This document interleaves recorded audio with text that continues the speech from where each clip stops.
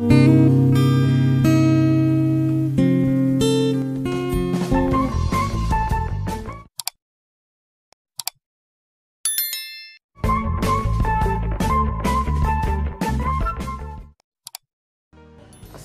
warahmatullahi wabarakatuh.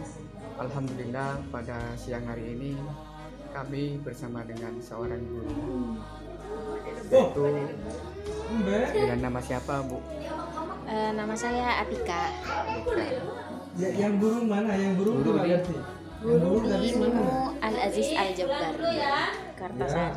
Saya ingat dengan suatu hadis, itu gini hadisnya, khairun nas anfa'uhum linnas, bahwasanya sebaik-baik manusia itu yang bermanfaat terhadap orang lain.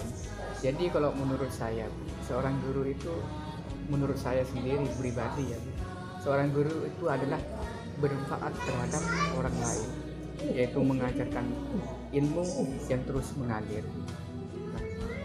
Saya sedikit ada pertanyaan ke Bu Atika, mohon maaf ya Bu. Iya, tidak apa-apa, monggo. Gini Bu, menjadi seorang guru kalau menurut saya itu sangat berat menurut saya Bu. Ini gini pertanyaannya Bu. Pertanyaannya, bagaimana sih kesah geluhnya Ibu Atika ketika di dalam kelas atau mengajarkan ke muridnya? Terima kasih ya untuk pertanyaannya sebelumnya Pak. Menurut saya pribadi, memang jadi seorang guru itu merupakan tanggung jawab yang besar dan tidak mudah tentunya ya Pak ya. Dan saya di MI ini juga merupakan guru baru, jadi tantangan yang saya hadapi mungkin cukup kompleks ya untuk menjadi seorang guru. Yang pertama,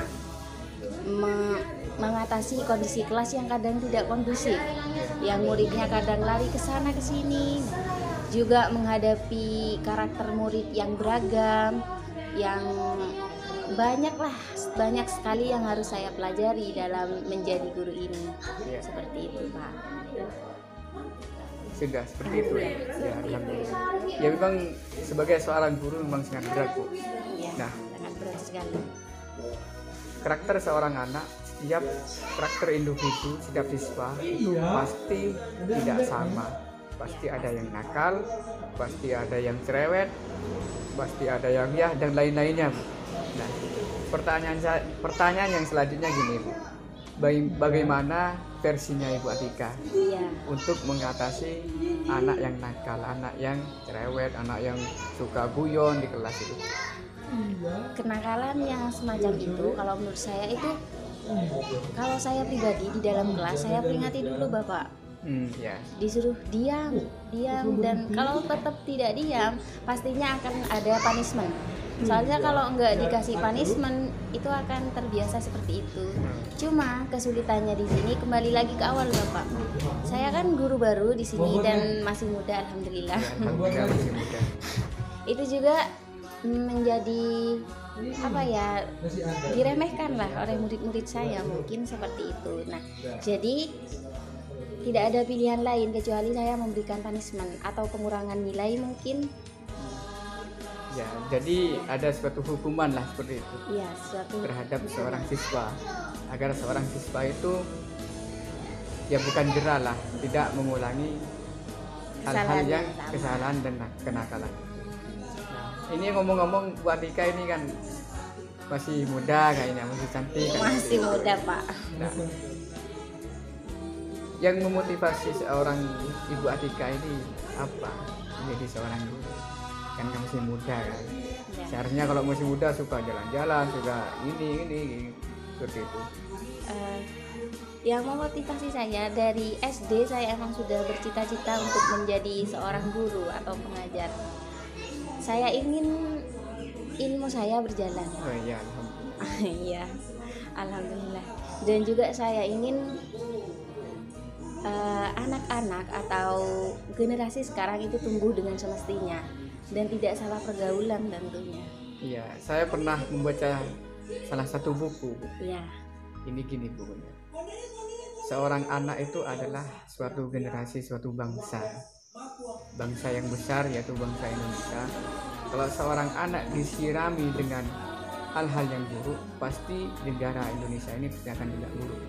Jadi bagaimana seorang guru itu menyirami atau mengamalkan ilmunya untuk disampaikan ke peserta didik. Saya sangat bangga, Bu, ke seluruh guru yang ada di Indonesia itu dengan lapang dada, dengan tanpa tanda jasa, itu semangatnya luar biasa. Iya, Pak. Ini diibaratkan suatu tumbuhan. Kalau suatu tumbuhan itu tidak disiram, pasti akan Mati. mati dan rusak. Seperti itu. Sama dengan halnya suatu pendidikan. Kalau generasi kita, anak kita tidak disirami dengan ilmu, pasti negara Indonesia pasti akan rusak. Seperti itu. Ngomong-ngomong, Ibu Atika ini rumahnya di mana, Bu? Rumah saya di Antirogo. Oh iya, Pak, sebelumnya kembali lagi ke topik pendidikan. Iya, pendidikan. Saya juga kemarin sempat baca dalam suatu jurnal ya, Pak ya. Di situ mengatakan bahwa untuk memajukan suatu bangsa itu pertama dulu dari pendidikannya. Ya, dari pendidikan. Juga sempat baca di OSN itu negara Indonesia itu masih sangat rendah. Tepatnya itu di peringkat 28 dari 38 negara atau gimana gitu, saya agak lupa. Nah, juga di situ saya juga membaca bahwa untuk meningkatkan mutu ataupun kualitas pendidikan yang ada itu dimulai dari bukan guru sih, pendidik atau tenaga pendidik atau yang bisa kita sebut guru juga gitu. Nah, dari situ itu juga yang memotivasi saya bagaimana saya menjadi guru. Juga kalau dilihat ya, Pak ya, dari faktanya mereka orang-orang yang tinggi, orang-orang yang sukses kan awalnya juga dari pendidikan. Jadi menurut saya profesi paling tinggi dari segala profesi itu guru. Iya, profesi yang paling mulia lah. Tugas mulia dunia dan akhirat itu adalah seorang guru. Entah itu presiden pun, entah itu DPR, bupati pun, itu berangkat dari pendidikan.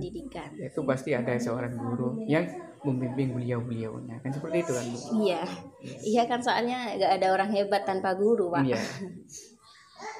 Yaitu pertemuan pada kesempatan kali ini ya. Mungkin sedikit sekian, terima kasih ya, Bu. Mohon maaf untuk waktunya. Iya. Assalamualaikum warahmatullahi wabarakatuh.